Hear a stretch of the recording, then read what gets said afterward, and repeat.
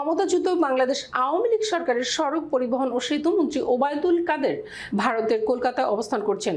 দলটির সাধারণ সম্পাদক ওবায়দুল কাদেরকে গতকাল শুক্রবার কলকাতার অ্যাপোলো হাসপাতালে দেখতে পান বলে এক বাংলাদেশি দাবি করেছেন। ডিজিটাল সংবাদ মাধ্যম সকাল সন্ধ্যার সম্পাদক গাজী নাসির উদ্দিন আহমেদ এর ফেসবুক পোস্ট থেকে এই তথ্য জানা যায়। যিনি ওবায়দুল কাদেরকে ওই হাসপাতালে দেখতে পেয়েছেন তিনি এই সাংবাদিকের বন্ধু। বিস্তারিত থাকছে ডেস্ক রিপোর্টে। গাজী নাসির উদ্দিন আহমেদ তার ফেসবুক পোস্টে লিখেছেন, আমার এক বন্ধু কলকাতা গেছে ডাক্তার দেখাতে। অ্যাপোলো হাসপাতালের এন্ডোক্রাইনোলজিস্ট শ্যামাশিস ব্যানার্জির জন্য অপেক্ষা করছিল। আজ বিকেলেই ডাক্তারের রুম বন্ধ, ডাক্তারের ফোনও বন্ধ। ডাক্তারের সহকারী বলেছেন স্যার লাঞ্চে। ঘন্টার মতো অপেক্ষার পর রুমের কপাট খুলল। আকাশি রঙের টি শার্ট ও প্যান্ট পরা এক ভদ্রলোক বের হলেন।